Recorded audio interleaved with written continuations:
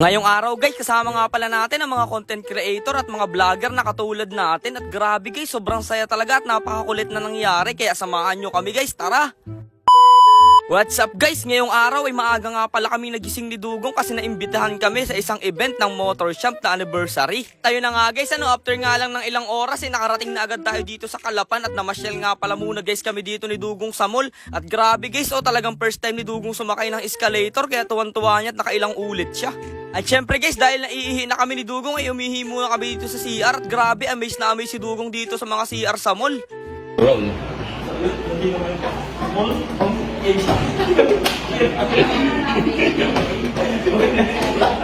Tapos ayun na nga guys, habang naglalakad-lakad nga pala kami dito sa loob ng mall ay may nakakilala sa atin, isang followers natin at nagpa-picture. Ayan, shout out po sa inyo lahat dyan, madam. Grabe guys, nagulat talaga sila kasi napaka-pogi daw pala ni Dugong sa personal. At dahil nga guys, gusto ni Dugong dito at nagpipiling bata siya, ay dumaan na rin muna kami dito sa palaruan. Tapos nung nagutom si Dugong ay bigla kami napabili nitong siopaw, grabe. Habang bumibili nga guys kami dito na siopaw ay may nakakilala sa atin dito ng mga followers din natin kaya nagpa-picture ulit sila. Humanap nga lang guys kami dito ng mauupuan at pwedeng kainan at eto na nga guys, nag-food trip muna kami dito ni Dugong na siopaw. Ito rin nga pala guys yung mga kasama natin, kasama nga pala natin ang ating cameraman at ang ating kaibigan na isang driver.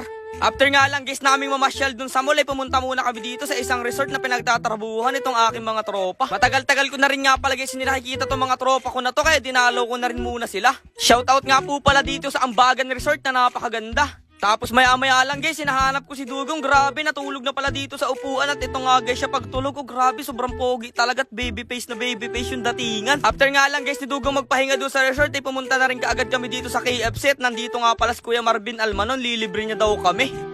Grabe, first time nga lang pala namin ni Dugong makakakain dito sa KFC. Kaya tuwan-tuwa si Dugong, talaga namang halos ibulsa pa niya yung mga dito yung lahat ng pagkain. Rin nga guys namin kumain ay pumunta na rin kami dito sa event ng isang motor shop. At grabe guys, nagkita-kita na rin kami ng mga kapwa namin vlogger at content creator. Ayan, shoutout nga pala dito kay Kevin Vlogs, tapos dito kay Kamasel. At syempre guys, kasama rin natin dito si The Good Mang yan, si Sir Ken. At shoutout rin nga pala kay Kuya Makel. Grabe guys, dati napapanood lang namin yung bawat isa, pero ngayon sama-sama na nga kami guys. At dito nga guys, nagpa-picture sa amin dito sa Kevin at si Kamasel. Tapos maya-maya nga lang guys, nagbibigayan na dito ng kanya-kanya mga sticker. Talaga namang kala mo mga kandidato yung datingan dito sa part na to.